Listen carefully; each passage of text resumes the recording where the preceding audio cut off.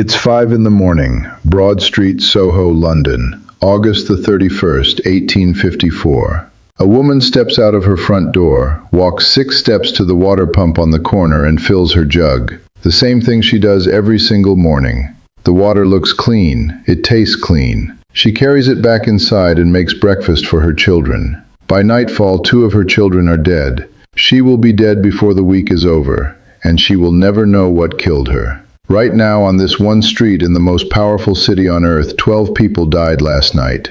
Not from war, not from starvation, not from anything anyone can see or smell or touch. The street looks exactly as it did yesterday. The pump is still running. People are still using it. The killer is still here, invisible, odorless, completely undetectable. And it is already decided who dies next. In 10 days, 500 people on this street will be gone. And the thing that will save them is not a doctor, not a hospital, not medicine. It's a map of 1854. Stay on this street for a moment. Don't look at the pump. Don't think about what just happened. Just look at London. It is the summer of 1854, and this city is at the absolute peak of its power. The British Empire stretches across a quarter of the globe. The railway connects city to city. The telegraph connects continent to continent. 3 years ago, 6 million people poured into Hyde Park for the Great Exhibition, the greatest celebration of human progress the world had ever seen. Steam engines, mechanical looms, crystal glass, and iron architecture. Britain stood in that glass palace and told the world, "We have solved it. We have figured out how civilization works." 2.5 million people live in this city right now, the largest urban population on earth, and they are proud of it. Now walk with me away from Hyde Park, away from the exhibition halls and the gas-lit boulevards of Mayfair. Walk east, walk into Soho. The streets narrow, the light disappears.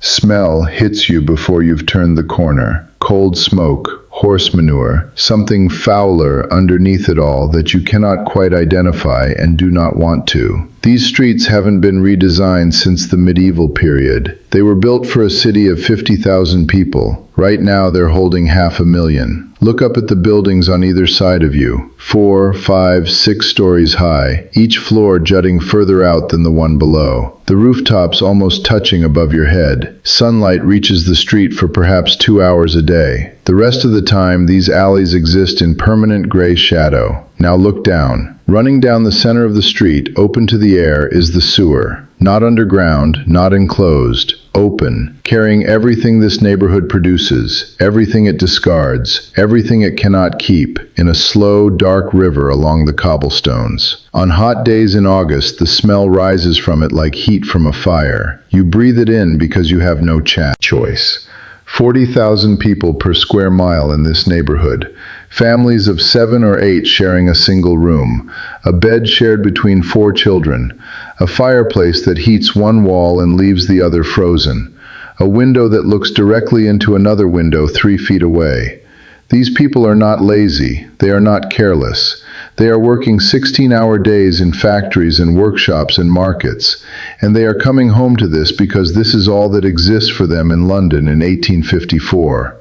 And they are drinking from that pump on the corner of Broad Street because the Tempomese is visibly filthy. Brown, thick, smelling so badly that Parliament itself hung chloride-soaked sheets over its windows 2 summers ago just to make the chamber usable. Everyone in Soho knows the river water is poison. The pump water is clean. The pump water is cold and clear and tastes of nothing. Generations of families on this street have drunk from that pump. Children have grown up drinking from it.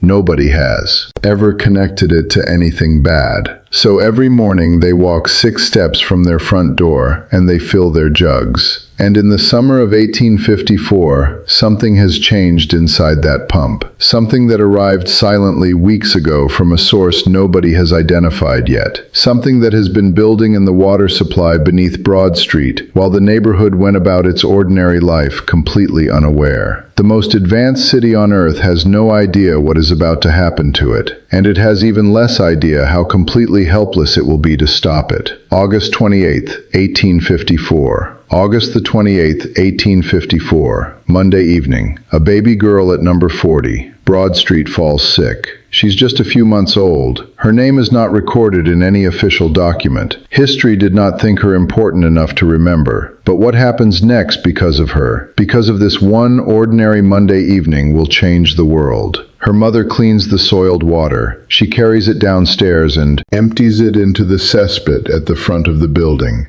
The cesspit is 3 feet from the water pump. 3 feet, the distance from your elbow to your fingertips. The baby dies 2 days later. She is the first.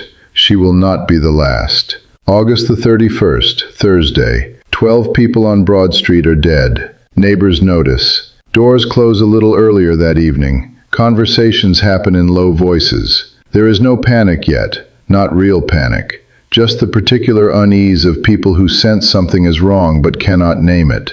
London has always had disease. London has always had death. These things happen.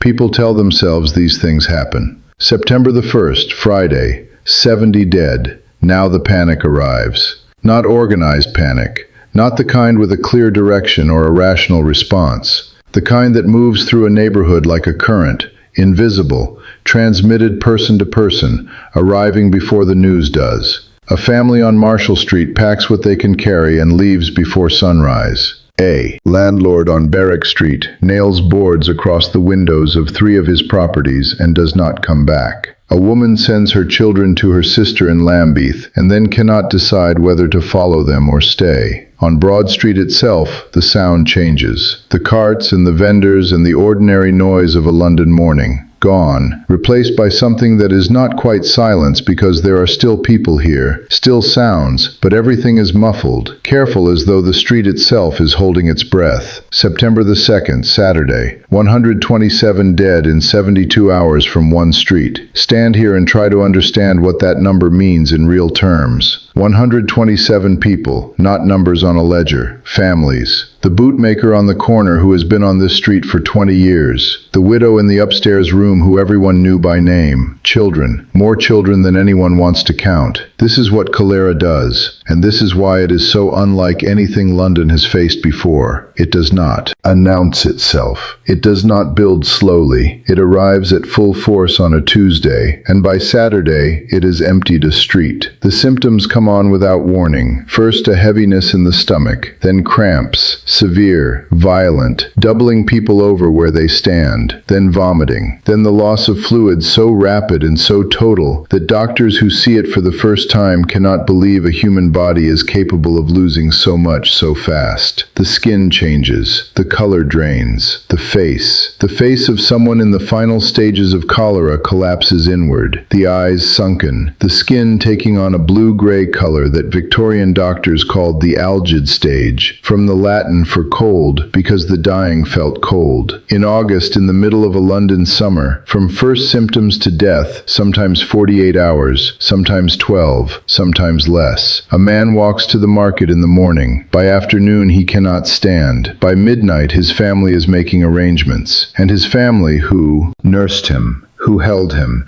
who cleaned up after him, used the pump this morning, September the 3rd, Sunday. The street is half empty. Those who can leave, leave.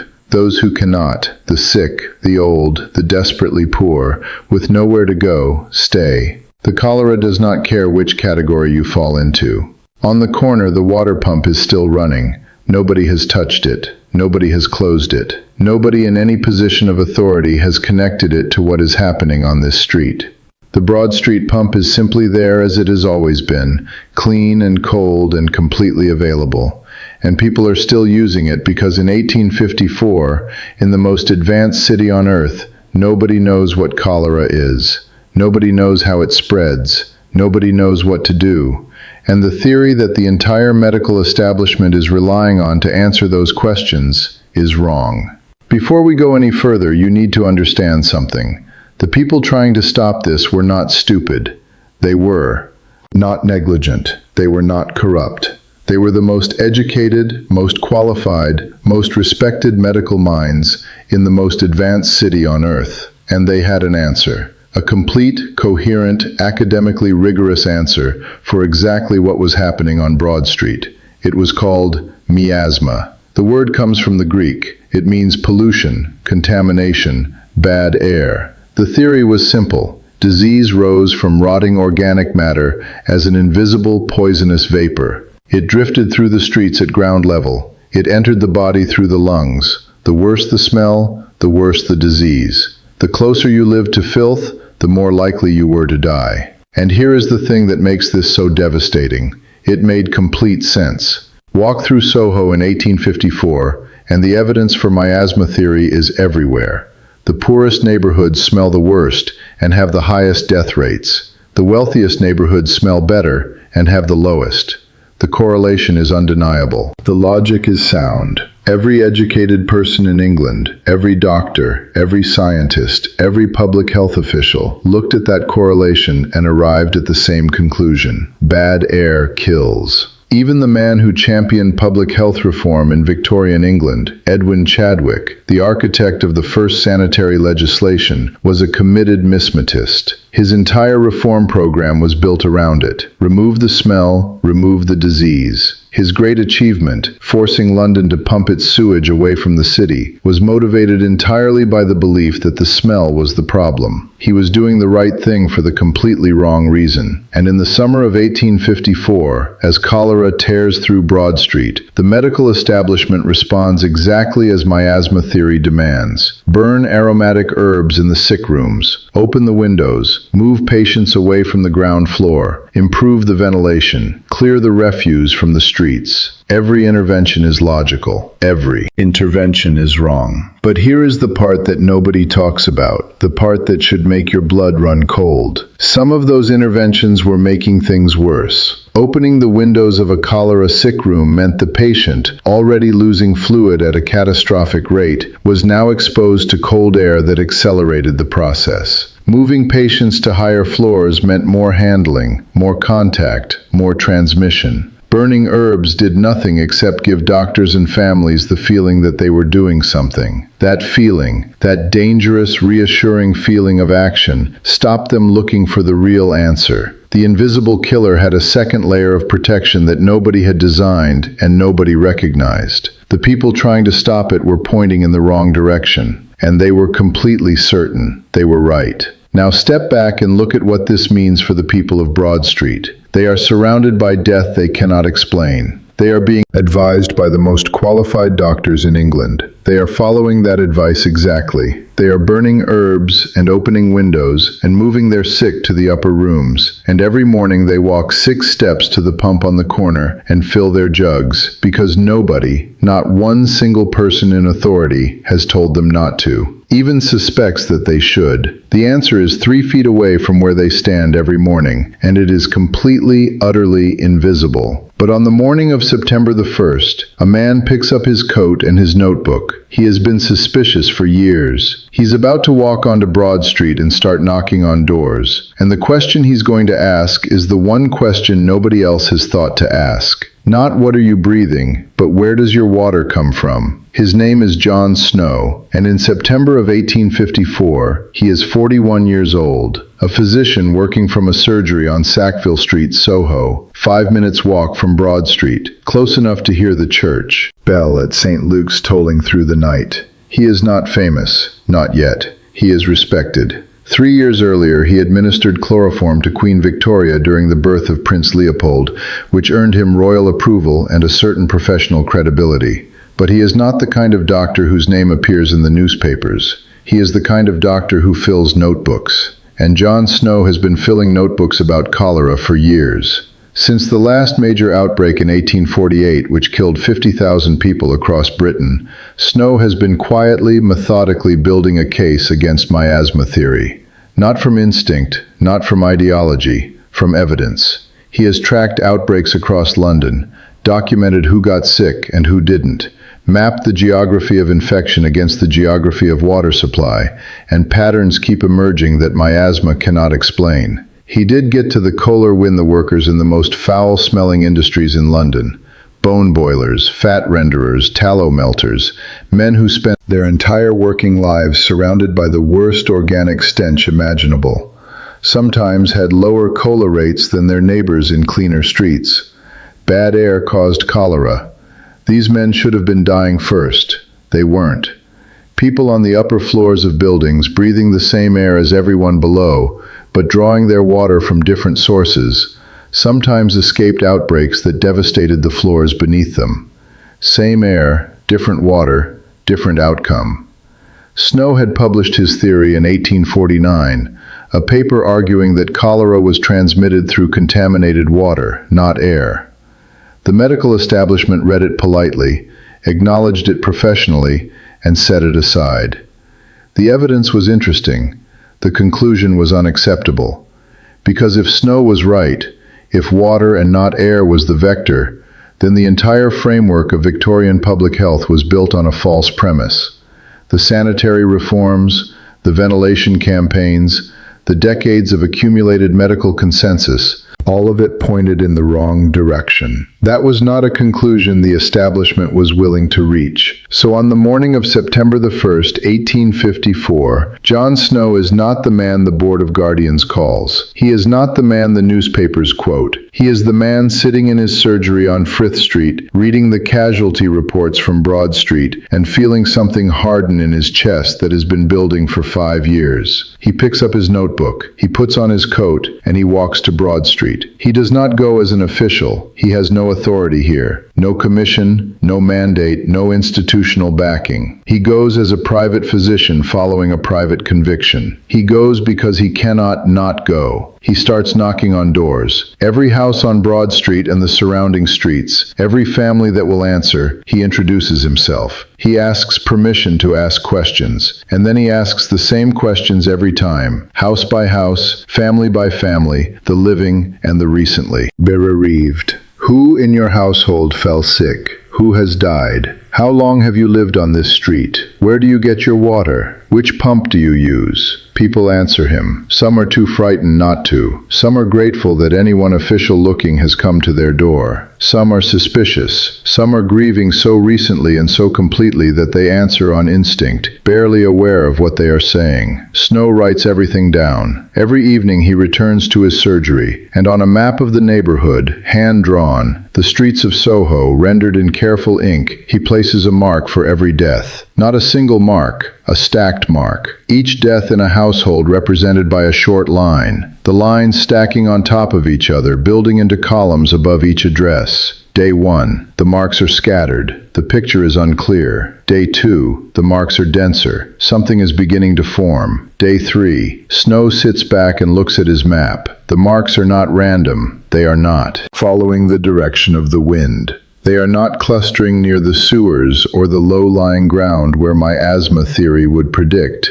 They are clustering around a single point, pulling toward it from every direction, from Broad Street and Cambridge Street and Poland Street and Barrack Street. From every approach, from every angle, the deaths are pointing at one location, the water pump, the corner of Broad Street and Cambridge Street, the pump that this entire neighborhood has trusted for generations. Snow stares at the map for a long time. He knows what he is looking at. He has suspected something like this for 5 years. But suspicion and evidence are different things. And what is on this map, these careful stacked marks, this unmistakable cluster, this geography of death pointing with absolute precision at a single iron pump, this is not suspicion anymore. He checks the exceptions because a good scientist checks the exceptions. The workhouse on Poland Street, 70 inmates, barely 5 deaths. Why? He investigates. The workhouse has its own private well. Its residents almost never use the Broad Street pump. The brewery on Broad Street, more than 70 workers, 0 cola deaths. Why? He investigates. The brewery provides its workers with beer. They almost never drink water from the street pump. And the brewery has its own deep well drawing from a different source. 0 deaths in a building on Broad Street in the middle of the worst cholera outbreak the street has ever seen, because they didn't use the pump. Snow closes his notebook. The map is complete. The exceptions confirm the rule rather than contradict it. These all evidence is as complete as he can make it with what he has. He knows with the particular certainty of a man who has spent 5 years building toward a single conclusion that the Broad Street pump is the source of this outbreak. He knows something else too.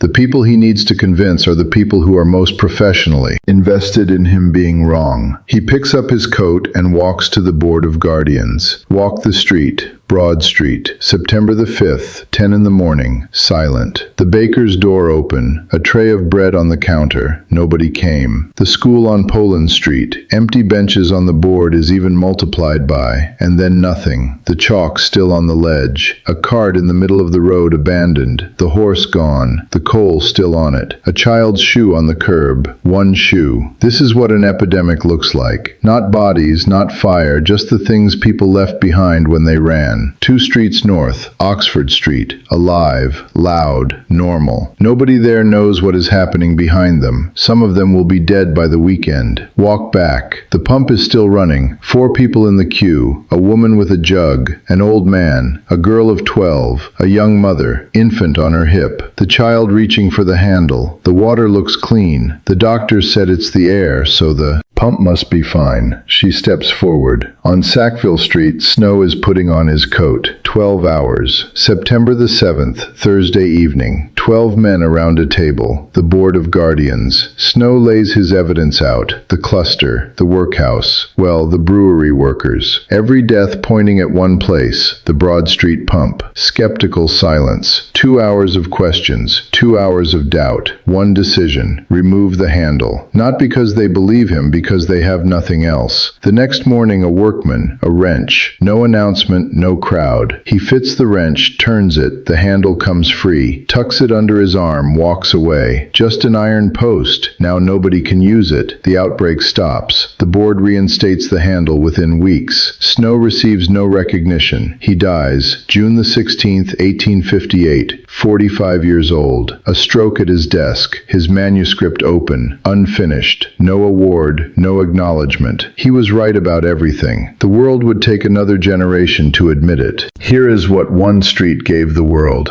Not immediately, but inevitably. The summer snow died. The Tempomies became so foul Parliament could not breathe in its own building. The great stink. They finally acted. They commissioned Bazalgette. 83 miles of underground sewers, every open channel in London intercepted. 16 years to build, still working today beneath your feet. But the deeper change was the idea. Germ theory. Disease from microorganisms, not air, pastor, coke, listister. Miasma collapsed. Everything changed. Hospitals sterilized instruments. Surgeons washed hands. Death rates fell. Life expectancy in England in 1850, 40 years. Today, 82. That difference passes through a water pump on a London street corner. Snow's map is now taught in medical schools worldwide. When CO began in 2020 and officials mapped infection clusters, that method started here on this street. You can go there today, Broadwick Street, the replica pump on the corner, a blue plaque on the wall, and beside it, a pub, the John Snow, quiet, belated, deserved.